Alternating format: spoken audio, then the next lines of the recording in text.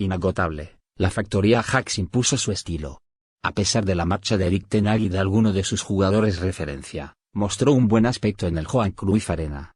En especial Steven Bergwijn y el ganés Mohamed Kudus, un diablo que llevó a maltraer a los visitantes. La pelota fue siempre del Ajax que abrió el marcador pasado el cuarto de hora.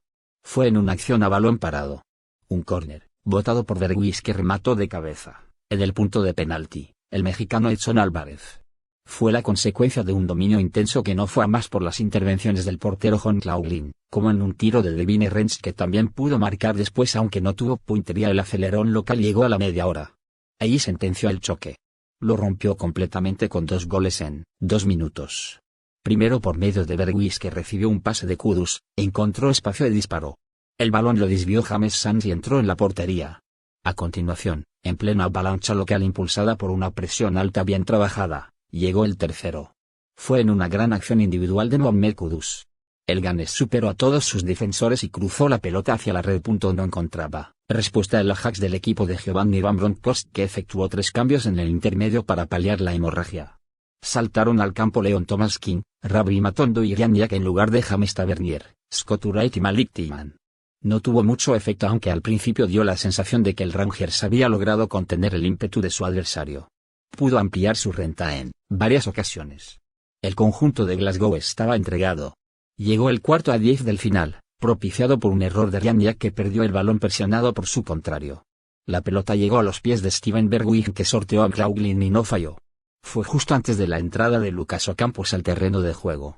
El exjugador del Sevilla saltó al césped por Bergwijn, precisamente, que se dañó al redondear la goleada.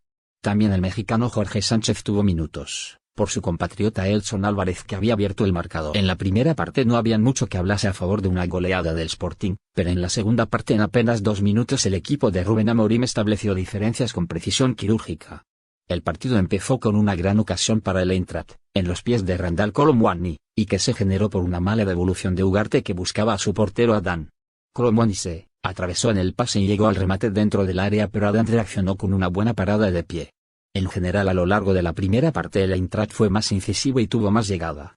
El Sporting, pese a que tuvo más posesión de pelota, solo llegó una vez a rematar a puerta, por intermedio de Edwards en el 35 tras una buena jugada individual. También hubo otra situación en que el árbitro Oriel Grinfeld pitó penalti a favor del Sporting por presunta falta de Lenz contra Edwards pero luego revocó la decisión tras consultar las imágenes del VAR. De resto las jugadas de área fueron del Eintracht.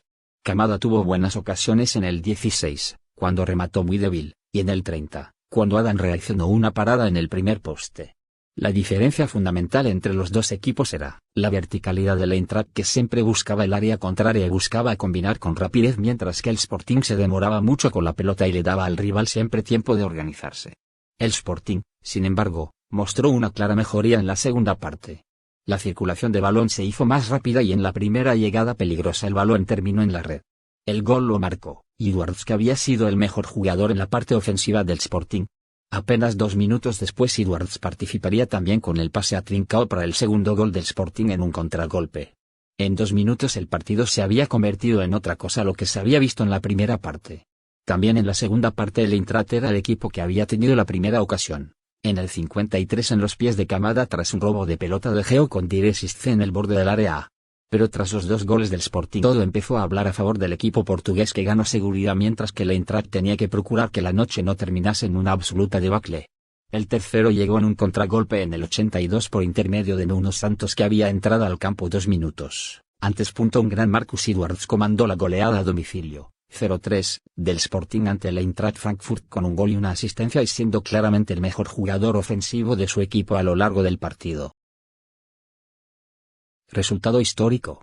Atlético Paranaense se convirtió en finalista de la Copa Conmebol Libertadores 2022 tras empatar 2-2 en el partido de vuelta ante Palmeiras, amplio favorito a lo largo de todo el certamen. El Furacão sacó provecho del 1-0 conseguido en la ida y ahora deberá esperar al ganador de la llave Flamengo Vélez. El equipo dueño de casa se puso en ventaja a los 3 minutos en una combinación entre Bruno Tabata y C. Rafael aprovechada por Scarpa. Los dirigidos por el portugués Abel Ferreira mantuvieron la presión y con Dudu, C. Rafael y propio Gustavo Scarpa arrinconaron al Paranaense, que intentó en los contragolpes con Vitor Roque y apostó en la salida del lateral Kevin. También en el primer tiempo Ronnie y Bruno Tabata estuvieron cerca de ampliar, pero el portero Bento neutralizó las escaramuzas. El zaguero Murilo fue expulsado antes del descanso en los primeros 45 minutos y dejó por el resto del partido al Palmeiras con un jugador menos en el complemento. De manera tempranera, Gómez puso al Palmeiras en ventaja a los 54 minutos en una jugada iniciada en un saque lateral de Marcos Rocha. Cuando todo pintaba a favor de los paulistas para acceder a su tercera final consecutiva, vino la reacción del paranaense. A los 63 minutos el recién ingresado Pablo descontó tras una jugada previa de Thiago Heleno y Vitinho. Con el 2-1 parcial, el local necesitaba aumentar la diferencia para no tener que ir a la definición por cobros desde el punto penalti, pero los ataques de Ronnie, Gustavo Scarpa y Gómez siempre fueron frenados por el visitante. El gol del empate llegó a los 84 minutos con Terence, después de combinación con Pablo y un remate a distancia que golpeó antes en un defensor que no dejó posibilidades al portero Guaverton.